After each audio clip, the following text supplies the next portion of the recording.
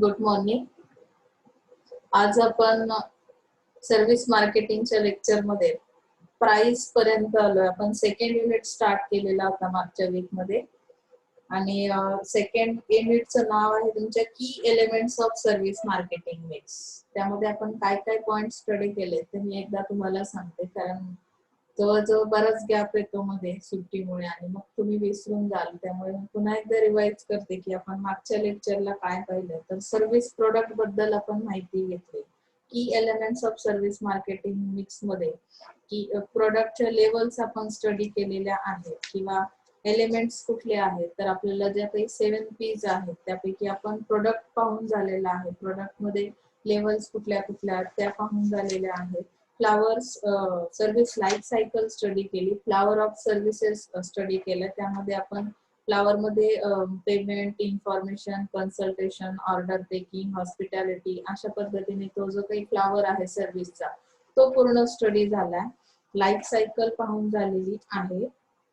आता आपण बघतोय प्राइस, कारण या पुढचे सगळे पॉइंट्स अतिशय इझी असणार आहेत. तुम्ही वन बाय वन कॉन्सन्ट्रेट राहा. फक्त कॉन्सन्ट्रेशन असेल तर तुम्हाला एक युनिट एका तासामध्ये पूर्णपणे समजतो. म्हणजे तुम्हाला रायटिंग मध्ये काही प्रॉब्लेम येत नाही. तुम्हाला बुक आहे तसंच फक्त पाठांतर करायचं नाही. एक लक्षात ठेवा टीवायच्या स्टुडंटसाठी की टीवायला आपल्याला भरपूर सारे बुक आपण रेफर करतो. त्याचं रिझन काय आहे की कुठली लँग्वेज मला इझी वाटते, कुठली कन्सेप्ट मला समजत नसेल तर मी 2-3 बुक्स पाहणं खूप गरजेचं असतं. इव्हन मी सुद्धा तुम्हाला आता शिकवताना त्याच पद्धतीने 2-3 बुक्स रेफर करून मग तुमच्या माहितीसाठी म्हणून एक बुक इथे समोर ठेवलेलं आहे की ऍटलीस्ट पॉइंट्स तुम्हाला समजावेत. लक्षात आलंय? फक्त ती कन्सेप्ट समजून घेण्याचा प्रयत्न करा. ती एकदा समजली की तुम्हाला रायटिंगला काही प्रॉब्लेम येत नाही. ओके ना? सो आता आपण जे काही elements of marketing service marketing mix बघतोय त्यामधला पहिला एलिमेंट आपला स्टडी झालेला आहे. सेकंड आता प्राइस वर आपण आलोय. प्रोडक्ट पाहिलेला आहे. प्रोडक्ट नंतर आता प्राइस. यामध्ये त्यांनी सेकंड पॉइंट जो दिलेला आहे तो म्हणजे फ्लावर्सच दिलेले आहेत त्यामधले. त्यामुळे आता प्राइस मध्ये त्याचं meaning, approaches, methods, differential pricing mechanism म्हणजे प्राइस कशी डिसाइड करायची. आपण जसं प्रोडक्ट मध्ये करतो की नाही, प्राइसिंग रिलेटेड काही डिसिजन घ्यायचं असेल तर आपण काय करतो की त्यासाठी येणारी कॉस्ट किती होती प्रोडक्ट तयार करण्यासाठी, मग त्याचा विचार केला जातो. प्लस आपलं मार्जिन त्यात ऍड केलं जातं. प्लस आपला कस्टमर कुठल्या टाईपचा आहे, तो प्रोडक्ट त्याची क्वालिटी कशी आहे किंवा मार्केटची डिमांड कशी आहे, या सगळ्या गोष्टी लक्षात घेऊन आपण प्रोडक्टची प्राइस डिफाईन करतो. तसं इथे आपल्याला सर्व्हिसेस मध्ये प्राइस हा पार्ट आहे. आता मुळात सर्व्हिसेस ह्या कशा आहेत, इंटेन्जिबल आहेत. त्या ऍक्च्युअली तुम्ही काय करू शकत नाही, पाहू शकत नाही. त्या तुम्हाला एक्सपिरियन्स स्वतः घ्यावा लागतो. अशा केसमध्ये जेव्हा त्याची प्राइस तुम्ही ठरवणार आहात तेव्हा ती कस्टमरसाठी किती अफोर्डेबल असेल याचाही आपल्याला इथे विचार करावा लागतो. त्यामुळे हे जे काही मार्केटिंग मिक्स आहे प्राइस, तर यामध्ये व्हेरिएशन्स खूप येतात किंवा तुम्हाला त्यामधून रेव्हेन्यू जो मिळणार आहे तो वेगळ्या टाईपचा असेल, कारण की कॉस्ट ड्रायव्हर्स त्याचे डिफरंट असणार आहेत. यामध्ये काही ऍट्रिब्यूट्स एक्सप्लेन केलेले आहेत त्यांनी. See this attributes. Price is the only marketing mix variable which brings in revenue. All others are cost drivers. म्हणजे बाकीचे जे एलिमेंट्स आहेत ते काय आहेत, कॉस्ट ड्रायव्हर्स आहेत आणि फक्त प्राइस मधून तुम्हाला रेव्हेन्यू मिळणार आहे, जी काही त्या सर्व्हिसची प्राइस असेल त्यामधून. So price is one of the marketing tool that a marketer controls and manages. It is particularly important because it has direct bearing on customers' willingness to indulge in marketing exchange. म्हणजे काय की ही जी monetary term आहे, तर marketer expect काय करतो, customer to make in order to make use of service और to be able to buy a product. म्हणजे जो काही प्रोडक्ट तुम्ही परचेस करणार आहात त्याचा यूज केला गेला पाहिजे, ती सर्व्हिस तुम्ही घेतली पाहिजे. प्राइस ठरवताना आपलं एक मेन ऑब्जेक्ट ते असणार आहे. ती प्राइस जर कस्टमर साठी अफोर्डेबल असेल तरच तो काय करेल, परचेसिंग करेल. Several factors make pricing of services different from that of pricing of goods.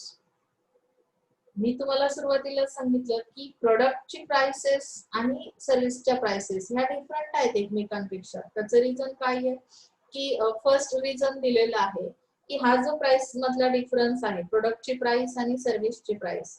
So let's see, first one is no ownership of service. क्या होता है यहाँ पे कि सर्विस में जब भी आप सर्विस लेते हो तो ओनरशिप आपके हाथ में कब तक रहती है, जब तक कि आपकी सर्विस का टाइम पीरियड है। जैसे मैंने आपको बस की सर्विस का लास्ट में लेक्चर में एग्जांपल दिया था कि अगर कोई भी सर्विस मैं लेती हूँ तो उस पर्टिकुलर टाइम पीरियड के लिए मेरे पास ओनरशिप रहेगी उसकी, उस सर्विस की।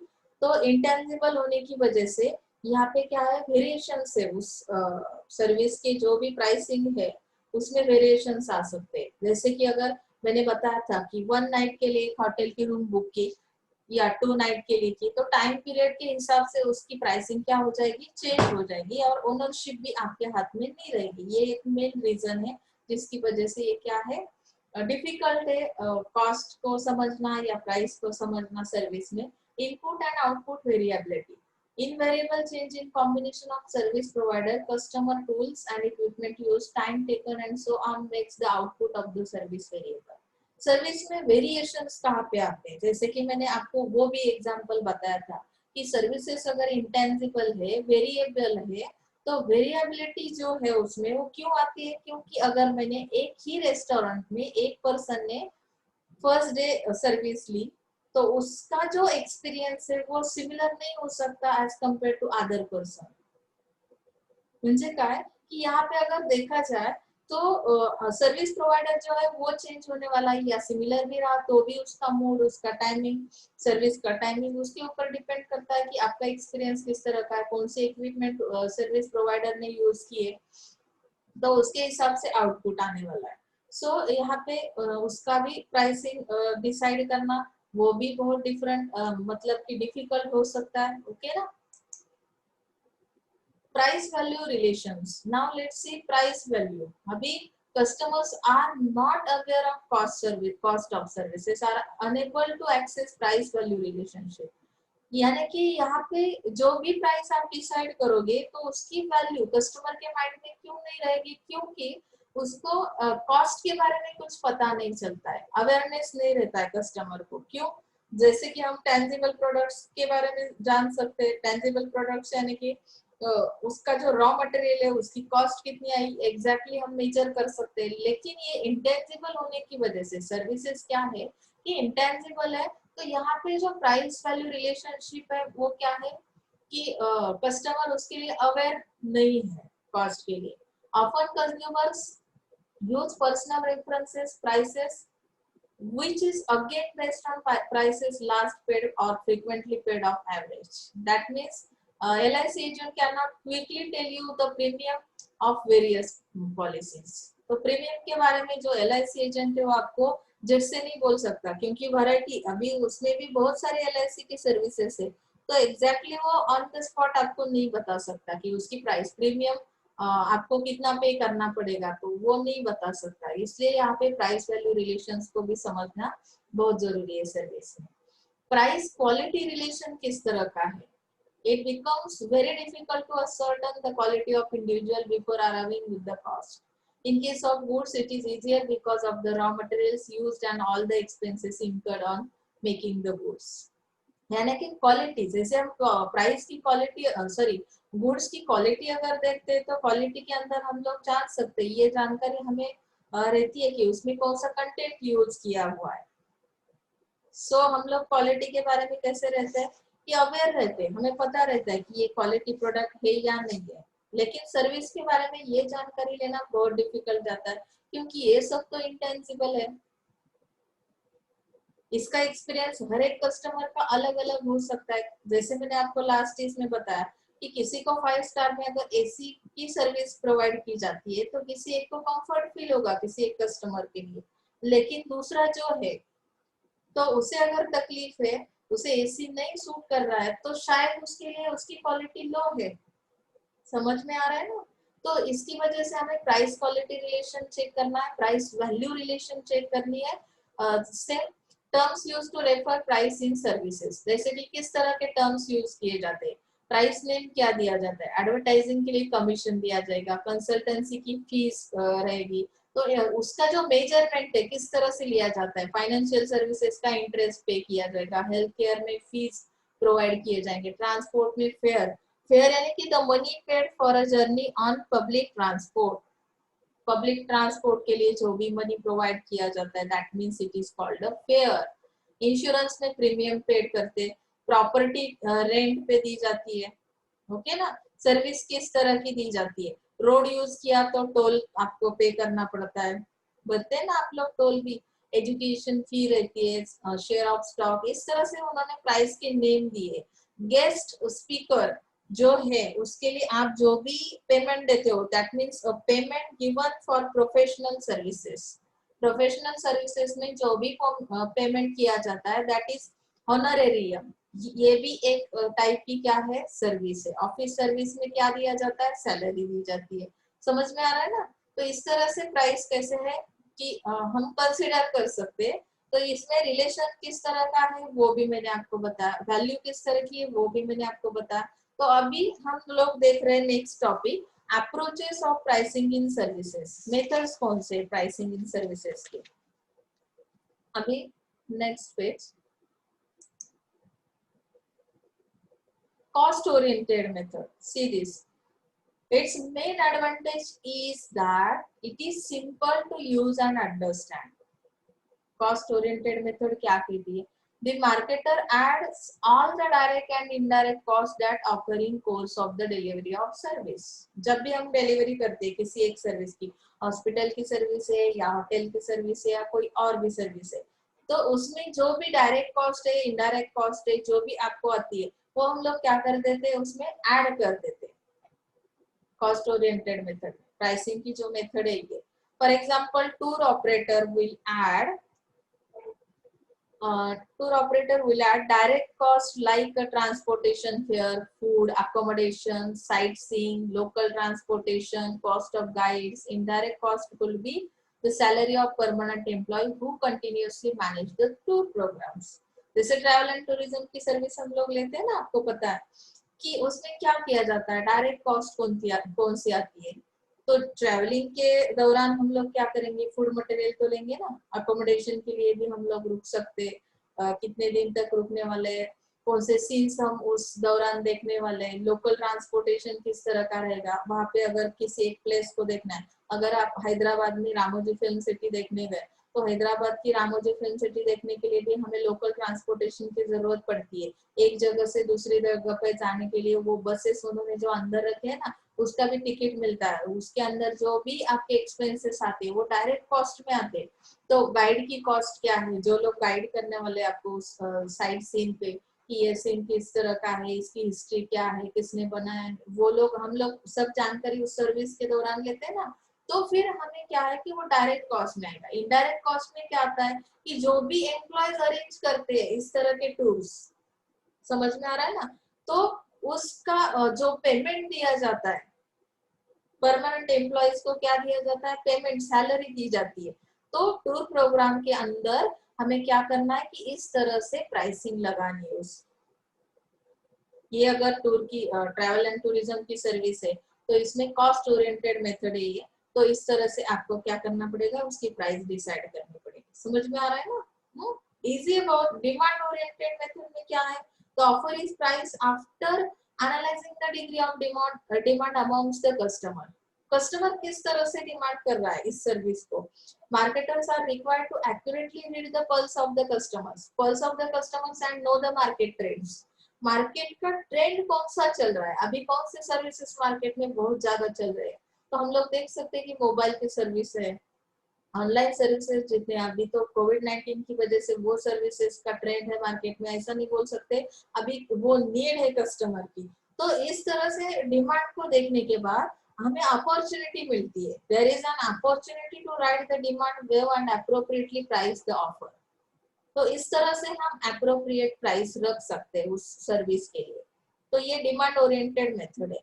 इसमें एक एग्जांपल दिया है, जैसे कि retail store brings in fresh stock of merchandise at the beginning of the season. कौन सा भी सीजन जब स्टार्ट होता है ना, अभी मैंगो का समर सीजन में मैंगो जो आते हैं तो स्टार्टिंग में उसकी प्राइस किस तरह की रहती है, डिमांड बहुत ज्यादा रहती है कस्टमर की। कस्टमर किस टाइप का है वो हमें पता चलता है कि जो स्टार्टिंग में ही परचेस करने वाला कस्टमर है तो उसके लिए हम लोग सेट कर देते हैं हाई प्राइस। जैसे जैसे सीजन कम कम होता जाता है तो उसी सर्विस की प्राइस क्या हो जाती है, लोअर हो जाती है।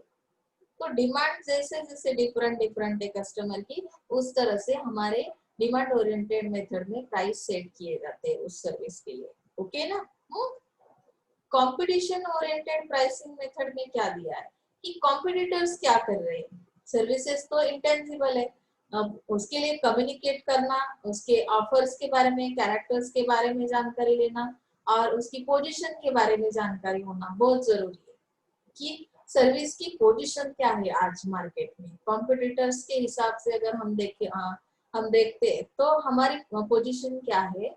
तो उसके बाद हमें क्या करना है, price is very communicative specially in service, it acquires Paramount importance as price alone can convey a lot about the offer. For example, the menu card of restaurant can speak a lot about the positioning. अभी उन्होंने menu card का example दिया। Restaurant के अंदर जाते ही हमारे हाथ में क्या दिया जाता है, मेनू कार्ड दिया जाता है। अभी मेनू कार्ड का जो इम्पोर्टेंस है वो यहाँ पे आपको समझ में आएगा कि मेनू कार्ड बहुत चीजें आपसे कम्युनिकेट कर लेता है इनडायरेक्टली। किस तरह से कि उस होटल की जो रेस्टोरेंट की जो सर्विस है, तो सर्विस मतलब कि जो प्राइसेस है, रेस्टोरेंट ने जो भी प्राइसेस मेनू के लिए रखे हैं हर एक मेनू के लिए, तो उससे हमें पोजीशन पता चलती है कि उस होटल में किस तरह से सर्विसेज प्रोवाइड किए जाते हैं या सर्विस प्रोवाइडर के एक्सपेक्टेशंस किस तरह के हैं और वो आपको किस तरह का एनवायरनमेंट प्रोवाइड कर सकता है, उसकी क्वालिटी के बारे में हम लोग इसमें जान सकते हैं। Similarly, hospitals are judged for their quality by the price of its service. Thus, a service provider entering a market for the first time and wanting to be perceived the way the market does to other players could attach a similar price to get the same image as the competitor.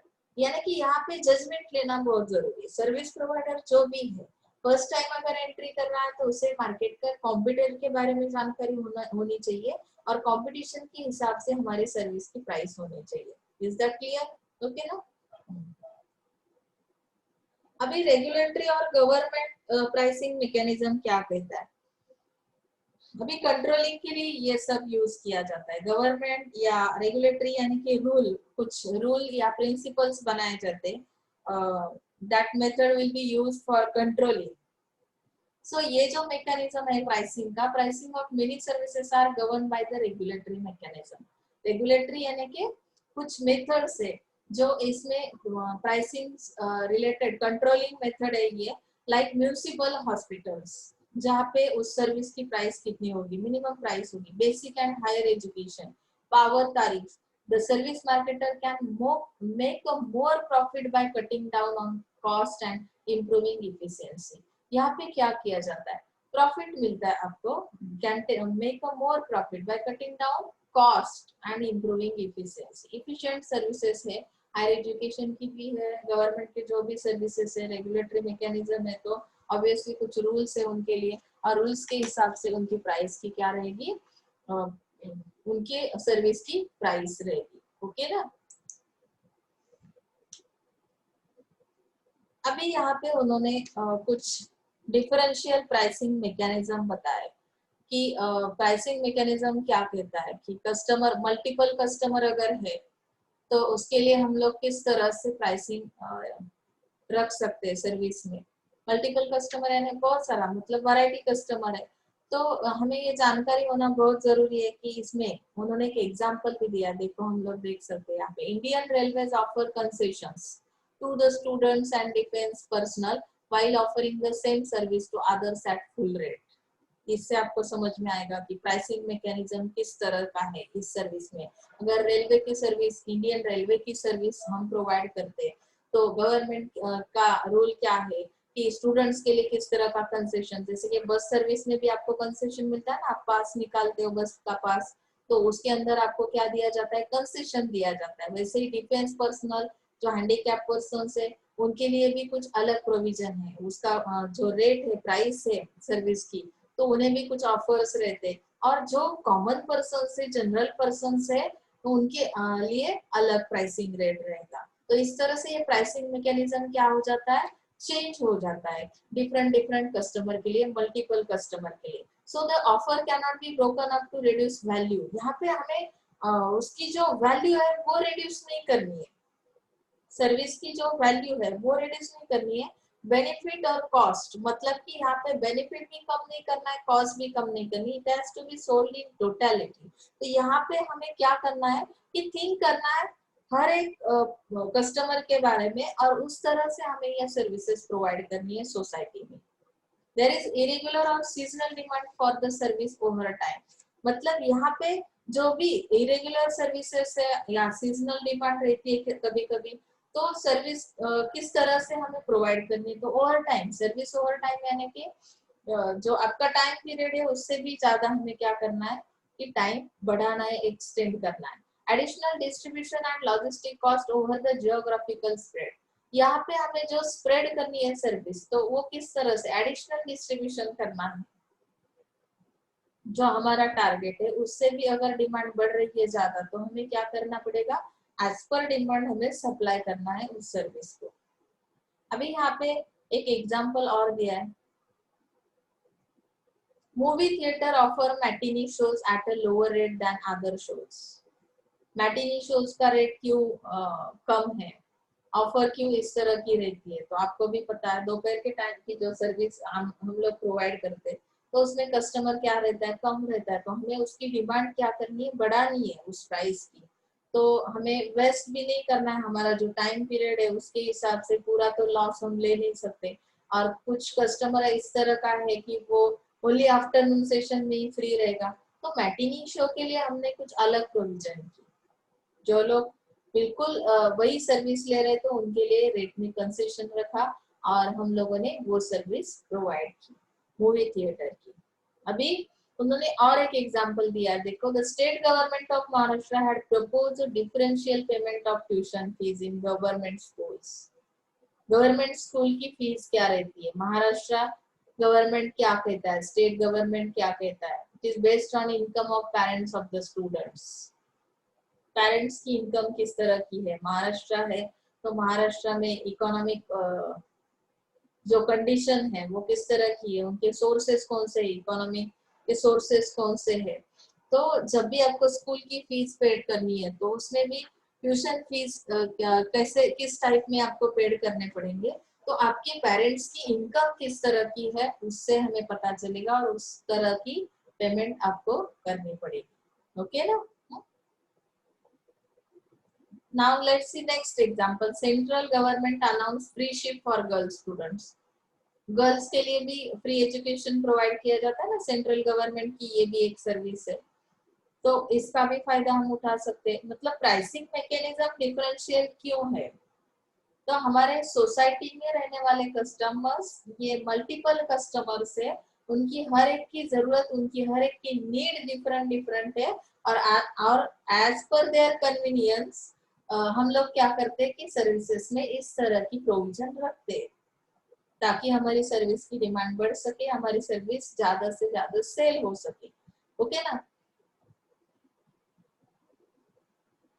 अभी यहाँ पर patient का भी example दिया हुआ है, the hospital are classic examples of offering the same service to the patients with differential pricing mechanism. Price में different different रहती है, जैसे कि अगर कोई बहुत ही मतलब जो एबिलिटी नहीं उसकी कि वो सर्विस ले सकता है, सेम सर्विस के लिए हम लोग अलग अलग पेशेंट के लिए अलग अलग प्राइसिंग मैकेनिज्म यूज करते हैं। प्रमोशन एंड कम्युनिकेशन, अभी ये नेक्स्ट एलिमेंट, प्राइस देखा, प्रोडक्ट देखा, अभी प्रमोशन में किस तरह का है उसका मीनिंग और एट्रीब्यूट्स हम लोग स्टडी करेंगे। समझ में आया आपको, प्राइस समझ में आया कि किस तरह से प्राइस का यूज किया जाता है, कॉस्ट ओरिएंटेड प्राइसेस किस तरह के हैं, या आपके डिमांड ओरिएंटेड प्राइसिंग किस तरह की है, कंपटीशन ओरिएंटेड प्राइसिंग किस तरह से हम सर्विस में रख सकते हैं। उसके बाद आता है कि प्रमोशन देना या कम्युनिकेशन। प्रमोशन मतलब आपको पता है कि आपको क्या करना है, उसका एडवर्टाइजिंग करना है, कुछ ना कुछ ऑफर्स देने सर्विस में, तो हमें कम्युनिकेशन करना पड़ेगा। So let's see the promotion.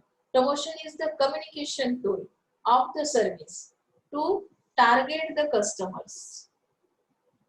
Customers को टारगेट करना है कम्युनिकेशन के थ्रू। ये प्रमोशन क्या करता है कि ये कम्युनिकेशन का टूल है, जिससे हम टारगेट कर सकते हैं हमारे कस्टमर्स को। To make promises as well as to position themselves in their minds. हमें हमारी सर्विस की पोजीशन क्रिएट करनी है कस्टमर के माइंड में, तो हमें क्या करना पड़ेगा कि बहुत सारे प्रोमिसेस मार्केट में जैसे प्रोडक्ट रिलेटेड दिए जाते हैं, वैसी सर्विसेज में भी हमें प्रोमिसेस प्रोवाइड करने पड़ेंगे। It is an important marketing tool as in services communication precedes service production, experience, consumption or transaction, and it has the following attributes. अभी इसके फीचर्स एट्रीब्यूट्स क्या है? तो यहाँ पे प्रमोशंस में क्या आता है? प्रमोशन ब्लेंड यानी कि P mix, promotion mix, okay ना। उसके साथ आता है sales people, number of sales people, जो हम अलग अलग टेरिटोरी के लिए अलग अलग तरीके से अलग अलग क्वालिटी के हम लोग क्या करते हैं, सेल्स पीपल अपॉइंट कर लेते हैं, जिनके थ्रू हमारे सर्विसेज प्रोवाइड करते हैं। सिलेक्शन किस तरह किया जाएगा उस सेल्स पीपल्स का? ट्रेनिंग या इंसेंटिव्स कौन से प्रोवाइड किए जाएंगे सेल्स पीपल के लिए? जैसे मॉनिटरी, नॉन मॉनिटरी इंसेंटिव्स हम लोग प्रोवाइड करते हैं ना। नॉन मॉनिटरी में जैसे रिवॉर्डिंग सिस्टम है, जिसकी वजह से वो मोटिवेट हो सकते हैं और हमारी सर्विस अच्छे से प्रोवाइड कर सकते हैं। तो ये सिलेक्शन की प्रोसेस। आउटलेट किस तरह का है, मतलब लोकेशन, कौन से लोकेशन में ये सर्विस प्रोवाइड की जाएगी, ये प्रमोशंस दिए जाएंगे। एडवर्टाइजिंग किस तरह की होगी, एडवर्टाइजिंग के थ्रू हम लोग किस तरह का मैसेज प्रोवाइड करने वाले हैं। टारगेट किन कस्टमर को किया जाएगा, मतलब कस्टमर किस टाइप का होगा, ये भी हमें देखना है। इस तरह से ये एट्रीब्यूट स्टडी करने के बाद हमें समझ में आएगा कि एग्जैक्टली मार्केट की कंडीशन क्या है, ओके ना। So next, integrated marketing communication tool.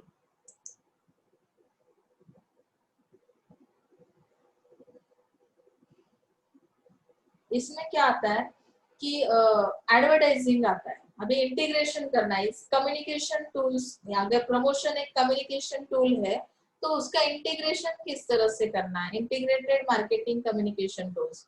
तो ये सब चीजें मिला के हमें फाइनली आउटकम्स लेने।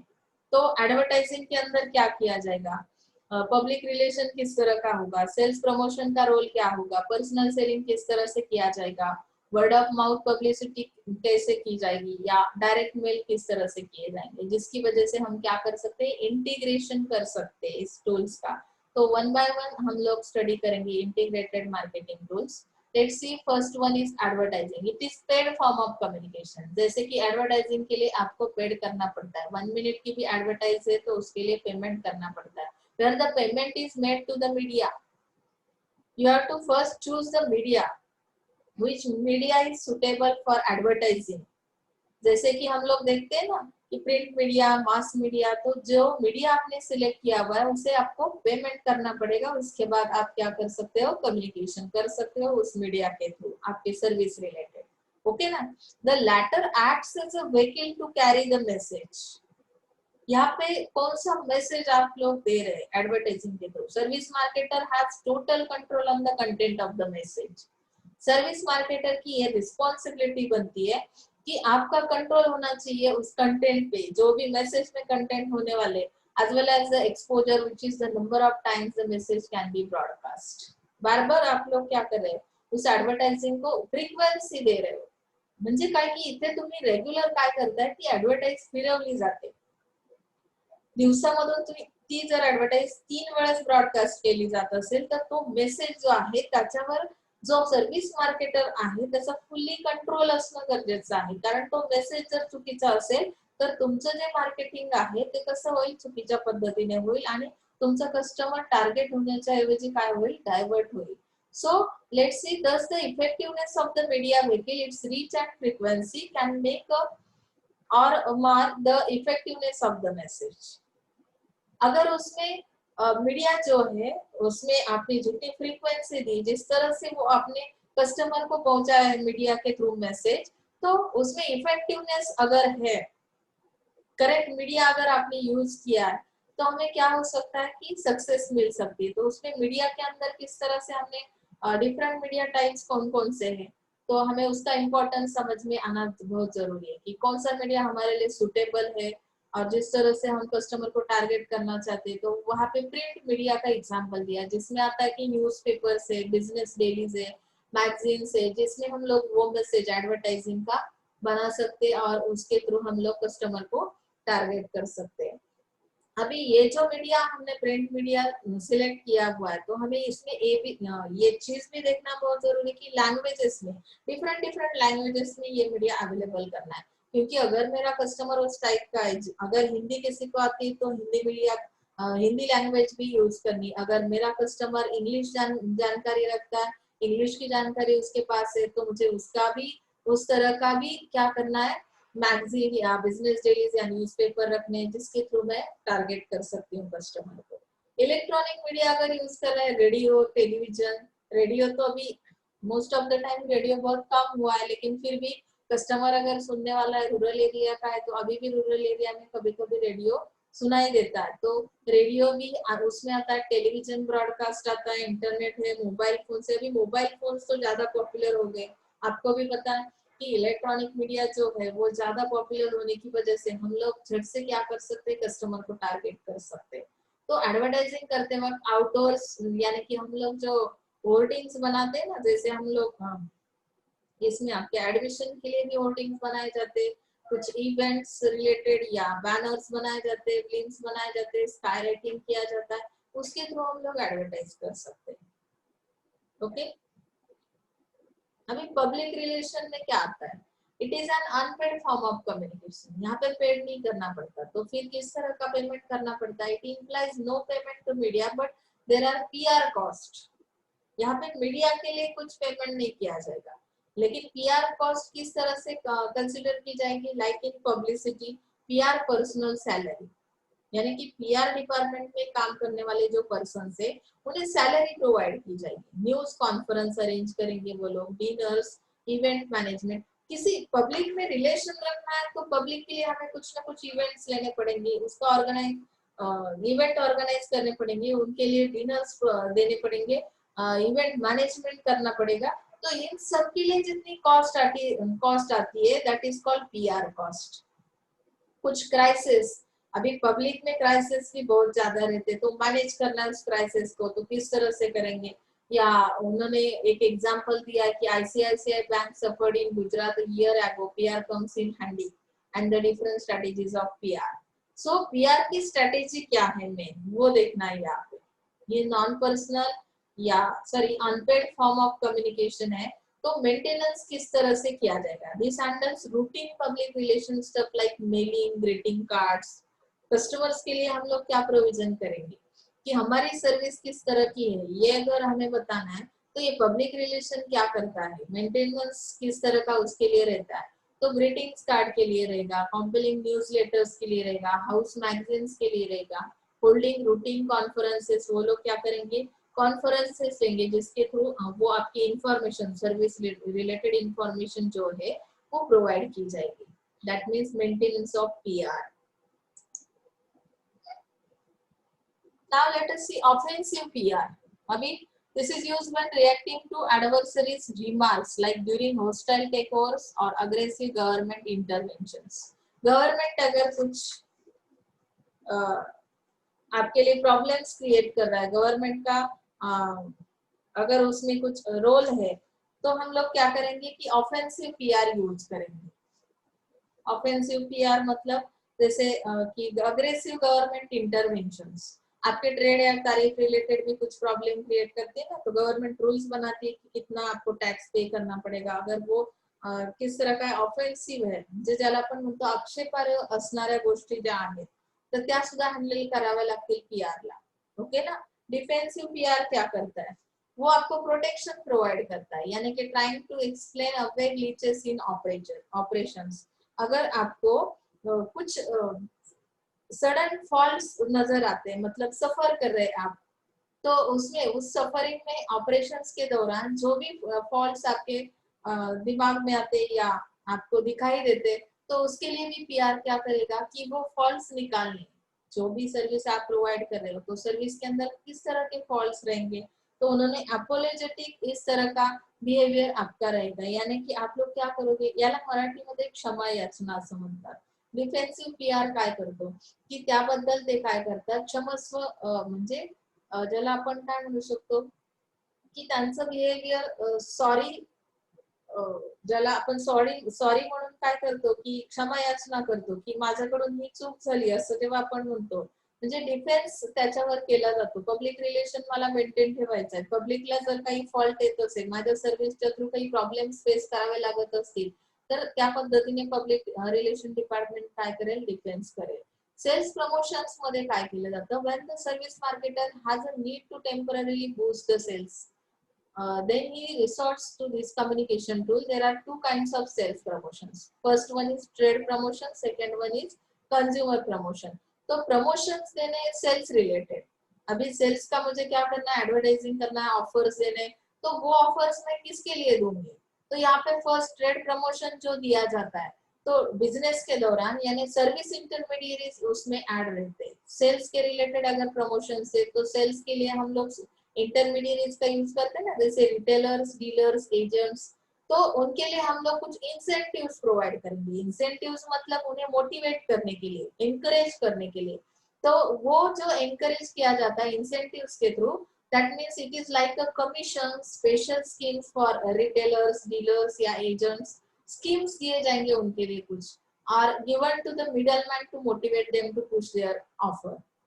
आपकी जो भी सेल्स रिलेटेड ऑफर है, अगर ये सेल्स प्रमोशन है, तो फिर सेल्स प्रमोशन की जो भी ऑफर है, तो वो किसके थ्रू जाने वाली है मार्केट में, तो मेरे इंटरमीडिएरीज के थ्रू. अगर इंटरमीडिएरीज को मैंने मोटिवेट कर दिया इस तरह कमीशन देके या स्कीम देके, तो शायद पॉसिबल है वो लोग मोटिवेट हो जाएंगे और बहुत इफेक्टिवली और इफिशिएंटली क्या करेंगे, मेरी ऑफर्स को मार्केट में प्रोवाइड करेंगे.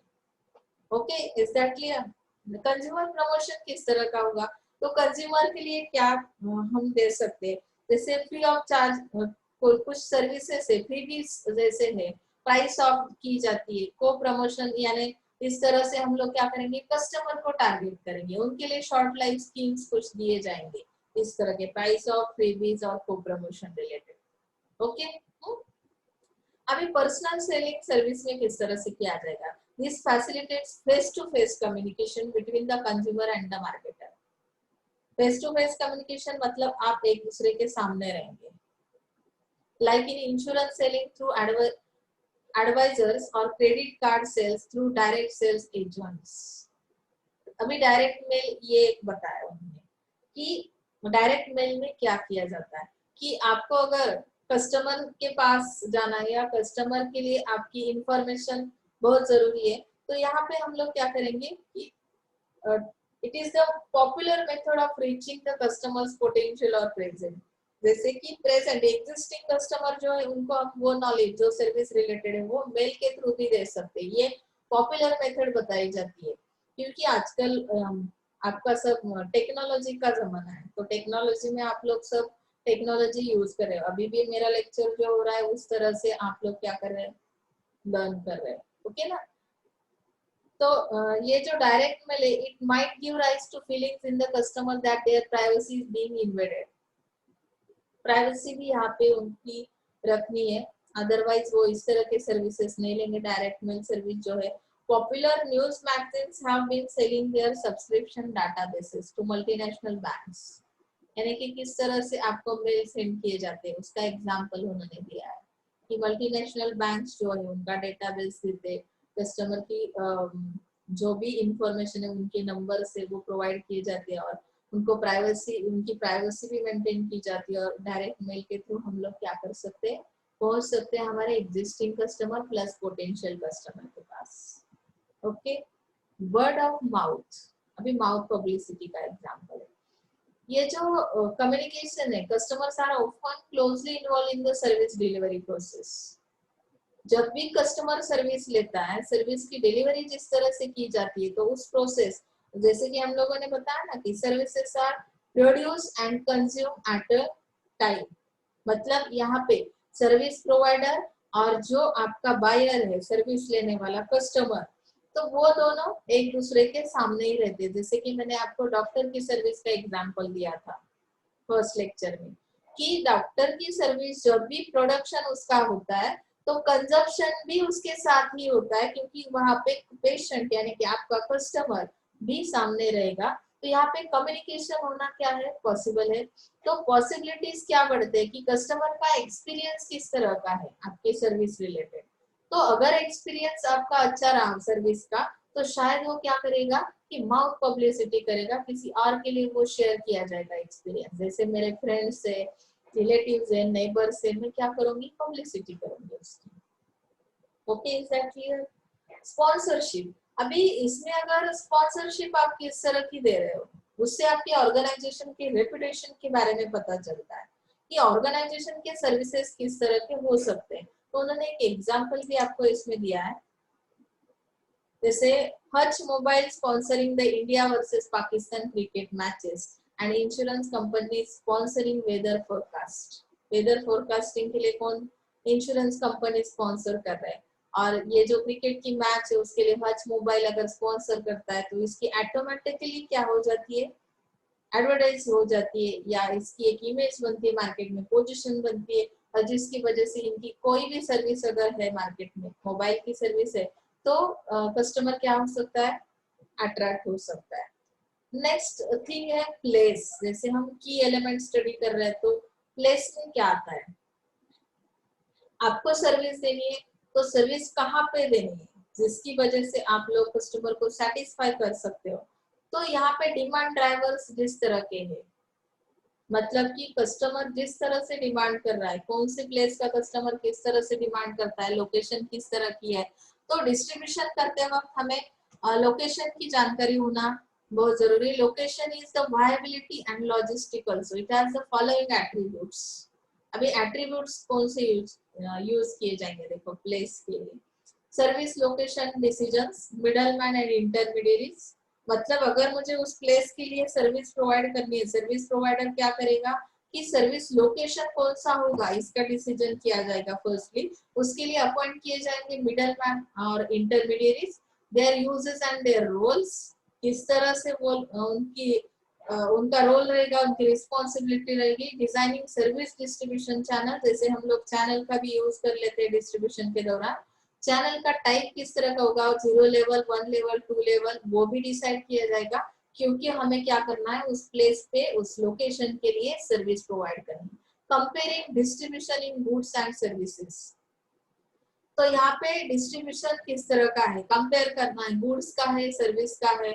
एक्सपोजर मल्टीपल चैनल्स, यानी कि यहाँ पे अगर हमें क्या करना है, मल्टीपल चैनल्स का भी यूज करना है, तो उसके बारे में भी पहले से डिसाइड करना पड़ेगा। मैनेजिंग चैनल्स, उसका मैनेजमेंट किस तरह से किया जाता है, ये भी हमने लास्ट लेक्चर में स्टडी किया।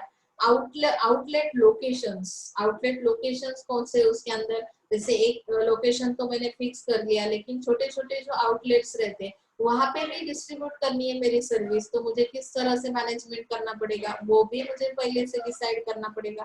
ट्रांसपोर्टेशन के लिए कौन से मोड्स यूज किए जाएंगे, जैसे डिस्ट्रीब्यूट किस तरह की जाएगी वो सर्विस, कौन सा मोड, मतलब जैसे एयरवे के थ्रू जाएगा या वाटरवे के थ्रू जाएगा या रेल के थ्रू जाएगा, ये सब प्लान मुझे क्या करना पड़ेगा, पहले से फिक्स करना पड़ेगा। एंड इसमें प्लेस में उन्होंने और एक चीज बताई है, place is especially important to the service marketer because the offer cannot be stored and the offer has to be produced and consumed at the same time in the service location and outlets, and the normal decision of location and channel are, अभी हमने पहले से ये study किया है कि services are perishable, त्या संपणाऱ्या आहेत, स्टोर करके नहीं रख सकते उसको हम। सर्विस जो है ना, जैसे मैंने आपको इसकी एयरलाइन की सर्विस के बारे में बताया था कि अगर आप टाइम पे नहीं पहुंचते तो आपका जो बुकिंग है 9 o'clock का, तो आपको क्या करना पड़ेगा, वो सर्विस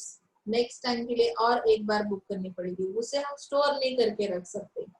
ओके ना, तो यहाँ पे जो भी लोकेशन है, तो वहां पे रिस्की रहेगा आपको कि बहुत सी चीज ध्यान में रखनी है कि अगर मुझे सर्विस देनी है तो उसका प्रोडक्शन और कंजप्शन तो सेम टाइम में होता है, मतलब उस लोकेशन पे आपका सर्विस प्रोवाइडर और आपका कस्टमर एक साथ रहने वाले। तो अगर मुझे लोकेशन के बारे में डिसीजन लेना है, तो चैनल्स किस तरह से हम लोग डिसाइड करेंगे या किस तरह से हम सर्विस को डिलीवरी देंगे, how to deliver the service to the customer, किस तरह से उस कस्टमर को सर्विस प्रोवाइड की जाएगी, जो लोकेशन मैंने चूज किया हुआ है।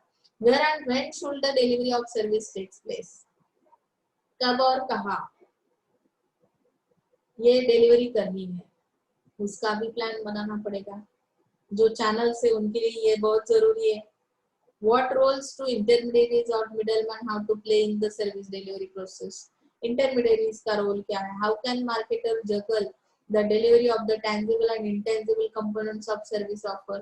तो मार्केटर को क्या करना है? जगल करना है, मतलब क्या करना है कि यहाँ पे हम लोग कैच करेंगे टेंजिबल और इंटेंजिबल कंपोनेंट्स को। तो सर्विस ऑफर के अंदर कुछ चीजें जो है वो दिखने वाली, जैसे कि हम लोग इक्विपमेंट्स यूज करेंगे तो वो दिखने वाला है, that part is called tangible. And intangible मतलब जो चीज नहीं दिख रही उसके बारे में भी, जो ऑफर है हमारी सर्विस की, तो हमें उसे कैच करना पड़ेगा। मतलब क्या है कि कस्टमर को वो दिखाना पड़ेगा, उसका प्लान करना पड़ेगा। जैसे कि हम लोग रेस्टोरेंट की सर्विस प्रोवाइड करते हैं, तो रेस्टोरेंट के अंदर जो एनवायरनमेंट हमने क्या किया है कि डेकोरेट किया, डिजाइन किया हुआ है, जिसकी वजह से जो फैसिलिटीज हम प्रोवाइड कर रहे हैं कि सीटिंग अरेंजमेंट किस तरह की, एसी रूम है वगैरह, ये सब जो चीजें हैं दैट इज टेंजिबल। तो हमें इस तरह से उसका प्लान करना है कि उसका एक्सपीरियंस कैसा होगा सर्विस का। How can the location be made to positively affect service encounter? तो सर्विस को एनकाउंटर किस तरह से किया जाएगा उस प्लेस पे, लोकेशन पे, positively affect service encounter. Service का जो एक्सपीरियंस है वो पॉजिटिव होना चाहिए। तो पॉजिटिव आने के लिए हम लोग क्या प्रोविजन कर सकते हैं? For the service consumer, the first two of the above mentioned decisions themselves become the most important perceived benefit। मतलब कि सर्विस कंज्यूमर जो है तो उसे डिसीजन लेने के लिए हम लोग किस तरह से रेडी करेंगे, मतलब हमारी सर्विस सेल होनी चाहिए और उसका जो बेनिफिट है वो भी अंडरस्टैंड होना चाहिए। इसके लिए हमें क्या करना पड़ेगा, मतलब सर्विस के बारे में नॉलेज होना चाहिए और सर्विस के बेनिफिट्स भी हमें क्या करने, कस्टमर के लिए प्रोवाइड करने। नेक्स्ट है उसमें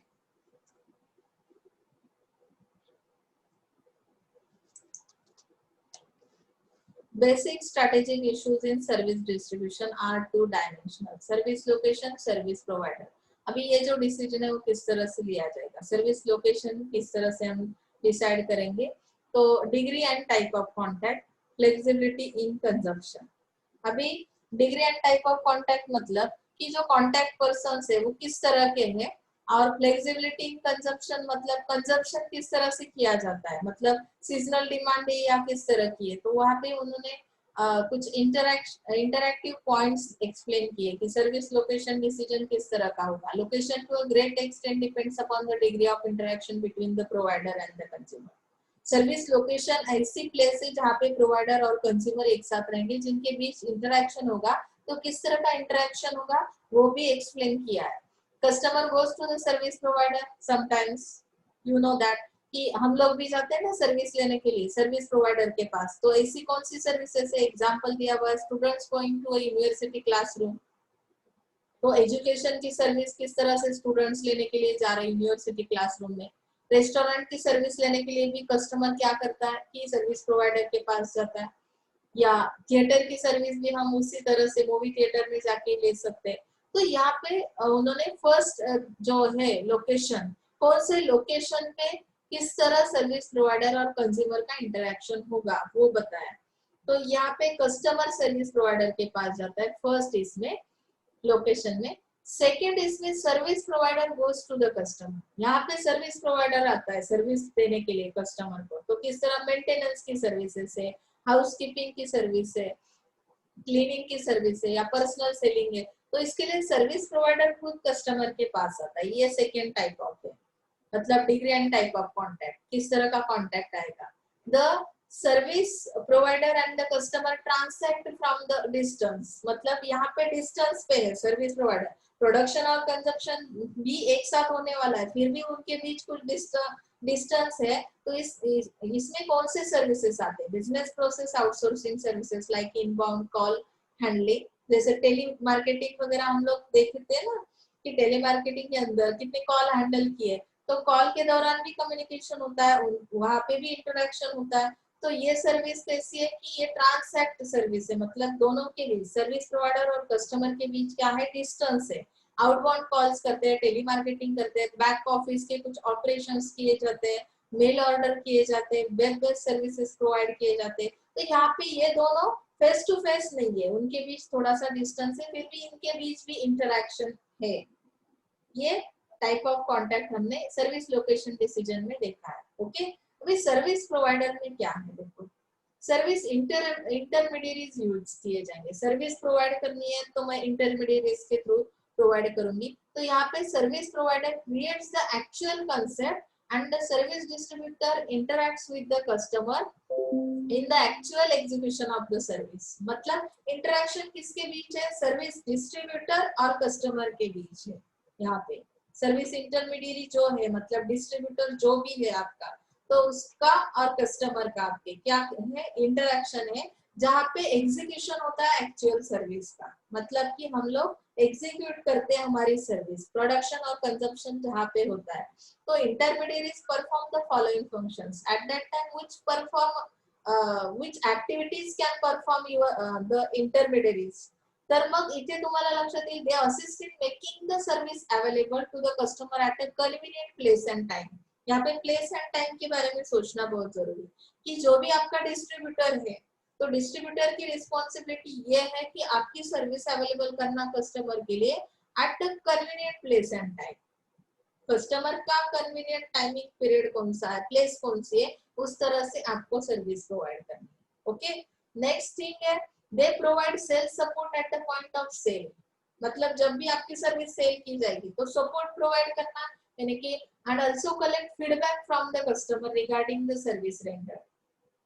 सपोर्ट कर सकते हैं हम लोग, सपोर्ट यानी कि आफ्टर सेल सर्विसेज भी आप लोग देते हैं ना, ऐसे प्रोमिसेस किए जाते हैं। तो यहाँ पे इनडायरेक्टली आप सपोर्ट कर रहे हैं सेलिंग के लिए, और वहाँ पे जो भी कस्टमर का एक्सपीरियंस है सर्विस रिलेटेड, तो उसके लिए हम फीडबैक भी लेंगे उनका कि आपका एक्सपीरियंस किस तरह का है, आप फुल्ली सेटिस्फाइड हो या किस तरह से, मतलब कि जो भी सर्विस ली है उसके अंदर आपके एक्सपेक्टेशंस क्या थे, आपने कहाँ पे कॉम्प्रोमाइज किया, इस तरह का फीडबैक हमें क्या है करना है, लेना है कस्टमर के लिए। They provide after sale support to customers making the service more accessible. Accessible किस तरह से हो सकती है कि अगर आफ्टर सेल सर्विस भी आप क्या कर रहे हो, आफ्टर सेल सपोर्ट भी कस्टमर के लिए दे रहे हो, तो इसका मतलब है कि यह सर्विस आपके कस्टमर के लिए किस तरह है, असेसिबल है। ओके ना। अभी एजेंट्स एंड ब्रोकर्स का क्या रोल है, the person who acts on behalf of the principal and has the authority to create a legal relationship between the customer and the service principal is known as an agent। who is the agent? Agent मतलब क्या है, agent क्या करता है कि agent के हाथ में इस तरह की अथॉरिटी है जो क्रिएट करेगा लीगल रिलेशनशिप कस्टमर और सर्विस प्रिंसिपल के बीच में, कि receives commission for providing the services. Agent के लिए क्या दिया जाता है, कमीशन दिया जाता है, जो भी रिलेशनशिप वो बनाएगा लीगल रिलेशनशिप। तो यहाँ पे ट्रैवल एजेंट्स एग्जांपल दिया, insurance agents, real estate agent, वो लोग क्या करते हैं, लीगली आपका एग्रीमेंट कॉन्ट्रैक्ट बना के देते, मतलब कि लीगल रिलेशनशिप बनाते कस्टमर और सर्विस प्रिंसिपल के बीच। Broker is a person who normally brings the service provider and the customer together for which he receives a commission. Service provider और कस्टमर के बीच में जो भी रिलेशन बनता है तो वो भी कमीशन लेता है ब्रोकर। ब्रोकर क्या करता है, normally brings the service provider, service provider का रोल वो कर लेता है। तो एज अ सर्विस प्रोवाइडर वो कमीशन भी लेगा एंड इस तरह से वो क्या करेगा, सर्विस प्रोवाइड करेगा। फ्रैंचाइजिंग ये कंसेप्ट क्या है, फ्रैंचाइजिंग क्या करता है, तो फ्रैंचाइजर और फ्रैंचाइजी ये जो कंसेप्ट है, तो फ्रैंचाइजर एक ऑर्गेनाइजेशन रहती है कि जो क्या करती है, राइट्स प्रोवाइड करती है फ्रैंचाइजी के लिए। फ्रैंचाइजर एंड फ्रैंचाइजी ये एक ऑर्गेनाइजेशन है, और ये जो है business to franchisee for fee and percentage of gross monthly sales.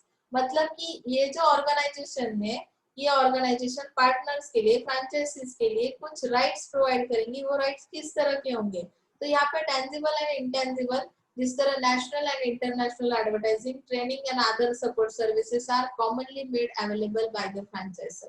फ्रैंचाइजर किस तरह के सर्विसेज अवेलेबल करता है फ्रैंचाइजी के लिए, जो आपका पार्टनर है, जो क्या करेगा कि अगर एडवर्टाइजिंग करनी है तो फ्रैंचाइजर ये सपोर्ट भी फ्रैंचाइजी को देगा कि हमें एडवर्टाइजिंग किस तरह से करनी है, एम्प्लॉयज को ट्रेनिंग देना है। तो ये राइट्स क्या करती है, मतलब कि यहाँ पे उन्होंने बताया कि other support services are commonly made available by the franchisor and agreements typically last 5 to 20 years. जो भी एग्रीमेंट फ्रेंचाइजर और फ्रेंचाइजी के बीच में होता है तो एक कॉन्ट्रैक्ट रहता है, तो जो कि एग्रीमेंट 5 up to 20 इयर्स के लिए बनता है। ये आपको नेक्स्ट इसमें डीप कंसेप्ट रहेगी। इंटरनेशनल मार्केटिंग जब हम स्टडी करेंगे 6 सेमेस्टर में, तो उसमें एक पूरा फ्रेंचाइजी का लेसन ही एक डीप कंसेप्ट है, तो वहां पे भी हमें स्टडी करनी है। यहाँ पे इतना ही ध्यान में लेना है कि किस तरह फ्रेंचाइजर और फ्रेंचाइजी एक साथ काम करते हैं, उनके बीच किस तरह का इंटरेक्शन रहता है, जिनके थ्रू फ्रेंचाइजर ऑर्गेनाइजेशन क्या करती है, उसके जो सर्विसेज है वो कस्टमर के लिए फ्रेंचाइजी थ्रू प्रोवाइड करती है। ओके,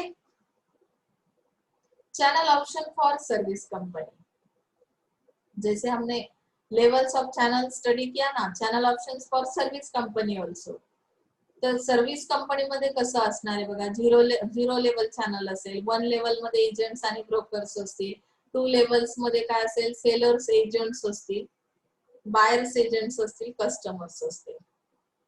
इनके भी एजेंट्स है, सर्विस प्रोवाइडर के सेलर्स एजेंट भी है, तो ये 2 लेवल चैनल बन गया। और 1 लेवल चैनल में क्या आता है, फ्रेंचाइज और कॉन्ट्रैक्ट सर्विस डिलीवरी। यहाँ पे एक ऑर्गेनाइजेशन है जो क्या करती है, राइट्स देती है फ्रेंचाइजी को और जिनके थ्रू सर्विस की डिलीवरी की जाती है। ओके ना।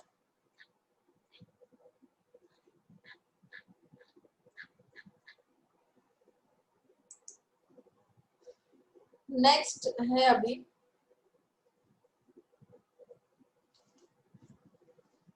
जो रिक्रूटमेंट है, डायग्राम के बाद हम डायरेक्टली ऊपर ही आ गए। यहाँ पे सी नेक्स्ट लास्ट पेज। हाँ, पीपल जो एक्सटेंडेड 3 P's है, जैसे कि हमने 7 P's के बारे में पढ़ा था, प्रोडक्ट, प्राइस, प्लेस, प्रमोशन, तो वो तो हमारे 4 P's हो गए। अब एक्सटेंडेड किए हुए 3 P's में क्या आता है, पीपल, उसके बाद आएगा आपका फिजिकल एविडेंस और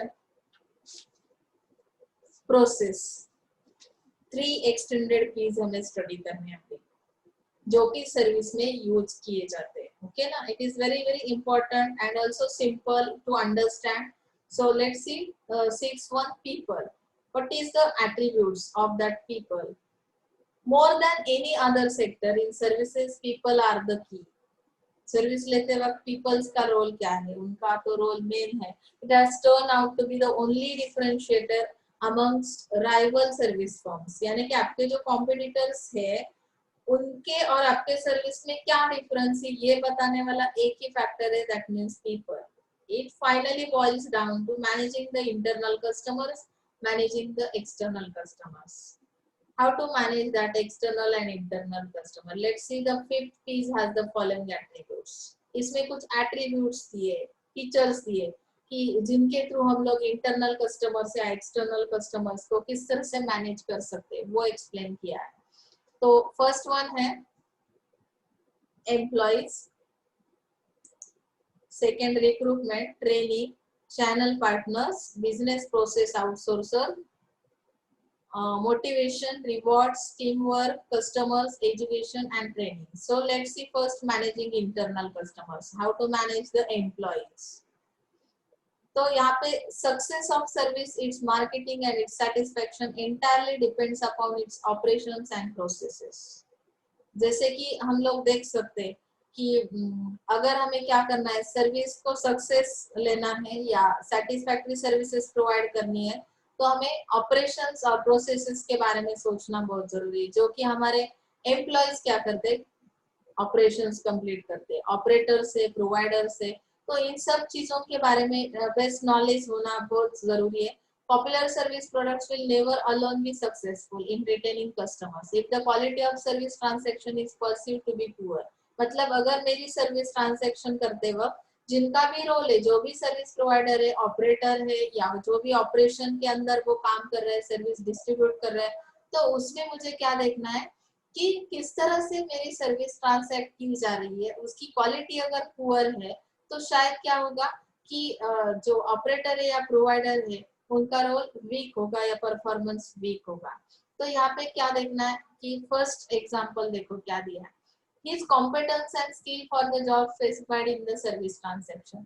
जो भी सर्विस दी जाएगी तो उसके अंदर उनके स्किल्स को हमें चेक करना है, मतलब कि उनकी जो एबिलिटी है, कॉम्पिटेंस यानी एबिलिटी को चेक करना है एम्प्लॉइज की। तो एग्जांपल क्या, teacher of high school who is train in pedagogy, मतलब कि teaching methods and class handling and is well qualified will be in a better position to deliver in a classroom than a svelte socialite. मतलब यहाँ पे जो classroom के अंदर service provide करने वाला है, जो भी आपका टीचर है, एजुकेशनल सर्विस का एग्जांपल है, हाई स्कूल के टीचर का एग्जांपल दिया है की वो हु इज ट्रेन इन पेडियोलॉजी, म्हणजे काय की अध्यापन शास्त्र, जी काही तुमच्याकडे कला आहे, स्किल है आपके पास टीचिंग का, तो वो परफेक्ट होगा। अगर आप टीचर हो तो आप किस तरह से क्लास हैंडल कर रहे हो, किस तरह टीचिंग के मेथड से अप्लाई कर रहे हो, तो वेल क्वालिफाइड मतलब आपका क्वालिफिकेशन भी प्रॉपर है। तो जो सर्विस डिलीवर की जाएगी वो कैसी होगी कि एज कंपेयर टू सोशलाइट, मतलब कि जो भी पर्सन है जो कि बहुत गुड लुक वाला है, सोसाइटी में रहने वाला, फैशनेबल है, तो उससे कंपेयर करने के बाद हमें समझ में आएगा कि ये कैपेसिटी किसके अंदर है, टीचर के अंदर। टीचर टीचिंग कर सकता है क्योंकि उसमें वो एबिलिटी है, वो सर्विसेज कैसे ट्रांसैक्ट करेगा, प्रॉपर ट्रांसैक्ट करेगा। तो इस तरह हमें स्किल्स को चेक करना है। His knowledge of details of service product features and benefits. जो भी आपका एम्प्लॉय है, हम लोग एम्प्लॉय, इंटरनल कस्टमर कौन सा है हमारा, तो एक फर्स्ट है हमारा एम्प्लॉय, तो उसके अंदर क्या नॉलेज होना जरूरी है आपके प्रोडक्ट के, सर्विस प्रोडक्ट जो है, जिस प्रोडक्ट को आप प्रोडक्ट की सर्विस आप देने वाले हो कस्टमर के लिए, उसके फीचर्स, उसके बेनिफिट्स के बारे में आपको नॉलेज होना बहुत जरूरी है। यानी कि यहाँ पे एग्जांपल दिया, travel agency executive who is well versed with airline offerings, तारीख, details, conditions, riders and add-ons will have a greater positive influence on the service transaction than a new on the job training। अगर कोई job पे नया है तो उसे किसी भी सर्विस, अभी ट्रैवल एजेंसी का एग्जांपल दिया, उसकी सर्विस अगर कस्टमर को लेनी है तो आपको, आपका जो एम्प्लॉय, उसके पास किस तरह का नॉलेज होना चाहिए, उस सर्विस के फीचर्स और बेनिफिट्स आपको बताना आना चाहिए। अदरवाइज जो कस्टमर है वो आपके सर्विस पे ट्रस्ट नहीं कर सकता और रिस्क नहीं उठा सकता। ओके ना। His attitude and moods and personality, ये भी अफेक्ट करता है आपके सर्विस जो प्रोवाइड करने वाले एम्प्लॉयज है। अगर सर्विस प्रोवाइडर का मूड अच्छा नहीं है, सिंपल है, होटल का एग्जांपल ले लेते हैं ना यहाँ पे, कि वेटर सर्विस प्रोवाइड कर रहा है, वेटर सर्विस प्रोवाइड करते वक्त उसका मूड क्या है, पर्सनालिटी क्या कहती है, फीलिंग्स क्या है उसके, उसकी इन्वॉल्वमेंट कितनी है उस जॉब के अंदर, तो उसका इम्पैक्ट क्या होगा कि आपके सर्विस पे होगा, सर्विस किस तरह से प्रोवाइड की। तो फर्स्टली हमें क्या करना है कि एटीट्यूड देखना है एम्प्लॉय का, पर्सनालिटी देखनी है, फीलिंग्स देखने, उसकी इन्वॉल्वमेंट कितनी है। और जैसे यहाँ पे उन्होंने एग्जांपल दिया, the negative attitude of a bank clerk will make him indifferent to an inquiry or request from a customer। मतलब कि जो बैंक का क्लर्क है, जो सर्विस प्रोवाइडर है बैंक का, तो उसका एटीट्यूड निगेटिव होने की वजह से वो इनडिफरेंट रहेगा इंक्वायरी और request from a customer. Customer जब भी इंक्वायरी के लिए आता है, कुछ रिक्वेस्ट करता है, तो उसका एटीट्यूड निगेटिव होने की वजह से उसका इम्पैक्ट किस चीज पे पड़ेगा, आपकी सर्विस ट्रांजैक्शन पे पड़ेगा। Is that clear? His presence of mind and speed of response, बहुत सारे लोग ऐसे हैं कि his presence of mind, आप बोलोगे मैडम वो तो ऑलवेज प्रेजेंट ही रहता है, अभी कितने लोगों का माइंड उनके हाथ में है या स्टेबल है, ऐसा अगर मैंने पूछा तो 50% लोग तो बोलेंगे मैडम अभी तो मैं कहीं पे जाके आया, घूम के आया मार्केट में। ये जो आप बता रहे थे ना सर्विस मार्केटिंग का, तो ये तो मेरे दिमाग में ही नहीं है। प्रेजेंस ऑफ माइंड कहाँ पे आपका, मार्केट में। तो मैं जो भी कुछ बता रही हूँ, कितना भी इफेक्टिवली क्यों ना बताओ, आपके दिमाग के अंदर जाएगा नहीं, ब्रेन के अंदर नहीं घुसने वाला। तो यहाँ पे स्पीड ऑफ रिस्पॉन्स भी किस तरह का होगा, स्लो होगा या न्यूट्रल ही होगा। मैंने कुछ अगर क्वेश्चन पूछा तो शायद आपका रिस्पॉन्स नहीं आने वाला। क्यों? क्योंकि आपका प्रेजेंस ऑफ माइंड कहाँ पे है, लेक्चर में नहीं है। So often an error in a transaction, जैसे कि आप ट्रांजेक्शन कर रहे हो एम्प्लॉय के थ्रू यानी सर्विस प्रोवाइडर के थ्रू, जब भी आपकी कस्टमर को सर्विस दी जाती है, एट दैट टाइम आपके सर्विस प्रोवाइडर को क्या करना है, टाइम देना है। सर्विस प्रोवाइडर टाइम प्रोवाइड करता है, मतलब money and efforts also, but it is equally more important to move fast in rectifying the error.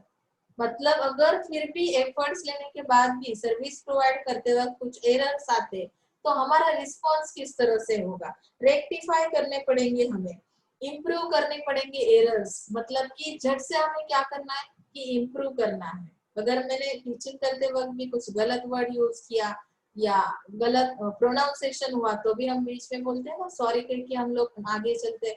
तो ये क्या है कि हमें क्या करना आना चाहिए, रेक्टिफाई करना आना चाहिए एरर्स को। समझ में आता है ना? So during the recent cash out at ICICI Bank, the bank personnel move fast to fill the ATMs and the retail branches with cash and stay in the panic.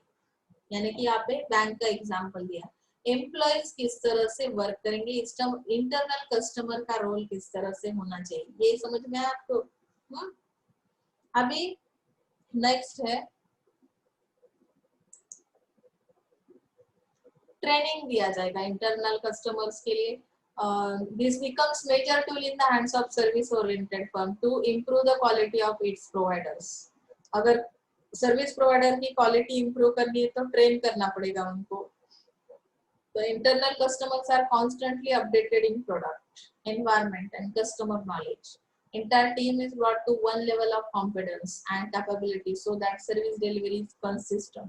यानी कि उनके वो एबिलिटी, उनके बीच जो एम्प्लॉयज है उनके बीच वो ability का होना, कैपेबिलिटी का होना बहुत जरूरी है कि काम किस तरह से करना है, स्किल्स कौन से इम्प्रूव करने हैं, कस्टमर का नॉलेज किस तरह से लेना है, इन्वायरमेंट के लिए बारे में जानकारी कैसे लेनी है, रिक्रूटमेंट करना भी बहुत जरूरी है। जैसे कि उन्होंने बताया कंटिन्यूअस रिक्रूटमेंट ऑफ एंथुसियास्टिक, मतलब कि यहाँ पे आप किस तरह के पर्सन हो, enthusiastic, continuous recruitment of enthusiastic and positive attitude people from campus goes on to enhance the company's brand image.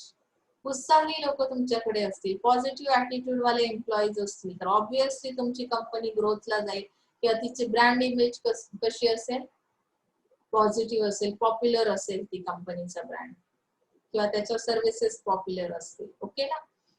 So channel partners and franchises and BPOs, उनके बारे में भी थोड़ा नॉलेज दिया है उन्होंने कि जो चैनल पार्टनर्स है आपके, उनका जो रोल है वो किस तरह से होगा। Service delivery have included such intermediaries as agents, retailers, franchisees and business process outsourcers, जिनके थ्रू हम लोग सर्विस प्रोवाइड कर रहे हैं। तो such channel partners are challenging service marketers, achieve consistencies and homogeneity in service deliveries. एक सारखेपणा असला पाहिजे सर्विस डिलीवरी मध्ये, एजेंट के थ्रू भी हम सर्विस प्रोवाइड कर रहे हैं या रिटेलर के थ्रू भी कर रहे हैं, तो उसमें कंसिस्टेंसी का होना बहुत जरूरी है। Alignment with the organization missions and vision, यहाँ पे अलाइनमेंट करनी है, यानी कि हमें एक पर्टिकुलर स्ट्रक्चर बनाना है मिशन और विजन के बारे में। ऑर्गेनाइजेशन का जो भी मिशन है या विजन है उनके बारे में नॉलेज हमें इन लोगों को प्रोवाइड करना है, जो कि हमारा इंटरनल एम्प्लॉयज में आते हैं और जिनके थ्रू हम लोग सर्विस प्रोवाइड करते हैं। Retaining fidelity of know-how of operations and loyalty in partnerships. तो जो भी मतलब कि उन्होंने बताया की तुम नो हाउ ऑफ ऑपरेशन म्हणजे काय की तुम्हाला इथे एक प्रकारे याला आपण मराठीमध्ये म्हणतात की निष्ठा असली पाहिजे, जो भी आप काम कर रहे हो ना उसे पूरे दिल से करना है। ऑपरेशंस जो है उनके बारे में आपको क्या होना चाहिए, पूरी जानकारी होनी चाहिए और आपकी लॉयल्टी होनी चाहिए पार्टनरशिप के अंदर, तब जाके हम लोग अच्छे सर्विस प्रोवाइडर बन सकते हैं। चैनल पार्टनर्स भी है आपके एजेंट्स, रिटेलर्स, तो वो भी आपकी सर्विस अच्छी तरह से प्रोवाइड कर सकते हैं। तो managing external customers, now how to manage this external customers. External में कौन आता है, एजुकेशन एंड बैकग्राउंड। तो अभी हम लोग यहाँ पे रुकने वाले हैं, थोड़ा ब्रेक लेने वाले हैं। नेक्स्ट लेक्चर में हम लोग आगे का पार्ट स्टडी करेंगे। So thank you so much.